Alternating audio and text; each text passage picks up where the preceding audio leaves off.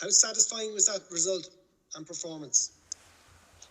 Oh, look, to win any of your last game in a tournament is always pleasing, because it's a long time between drinks, isn't it, until the next one. So to finish off with the W is pleasing, but I'm just delighted for the lads, because we're coming for a bit of stick. Or obviously we've lost a couple of games and lost one here to France, which we never like to lose. But the lads have always believed in how they're progressing, and they've always thought that there's a performance like that in them. And the performance wasn't perfect. There's still a lot to work on, but I'm so pleased for them that they got over the line with a nice victory against a very good side.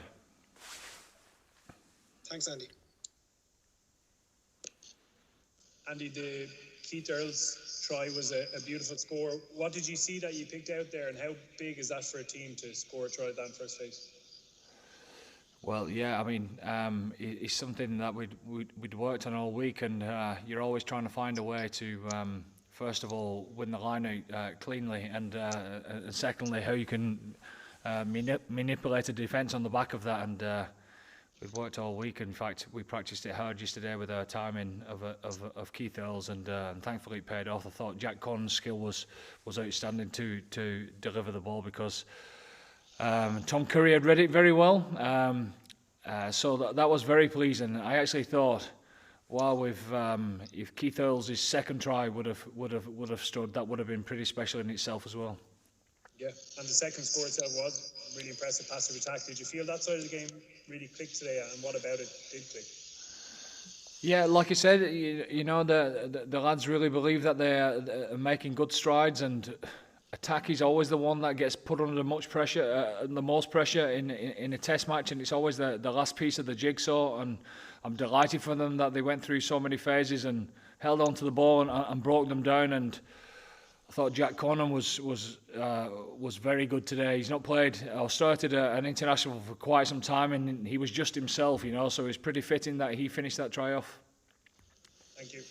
Yeah, Andy, just a couple ones for me. Just Johnny was kind of saying, with Bundy's thing, that maybe the discipline kind of just got away from there at the end. And what was your take on that one there? It looked like it was kind of a close enough call again. It's a tough one. I've just been speaking with the referee there, and he's asking me my thoughts, and obviously I'll analyse it properly to have a good look at it. It's tough, isn't it?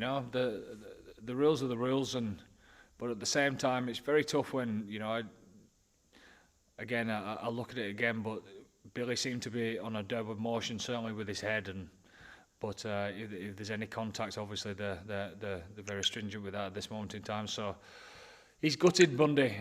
He's good mates with Billy as well, and he's in the tunnel there, making sure that they're still friends, which they definitely are. And then just the other one for me was, Johnny had kind of said before the game about those lines places up for grabs, but definitely you would have saw a few lines out there tonight in the green jersey.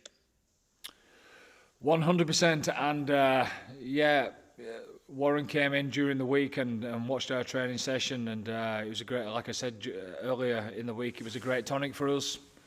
There was a lot of good individual performances at the start of the competition. Some lads have just carried that on, and some lads are dead certs to get on the plane, and I've absolutely no doubt that there'll be one or two more headaches for Warren after that game.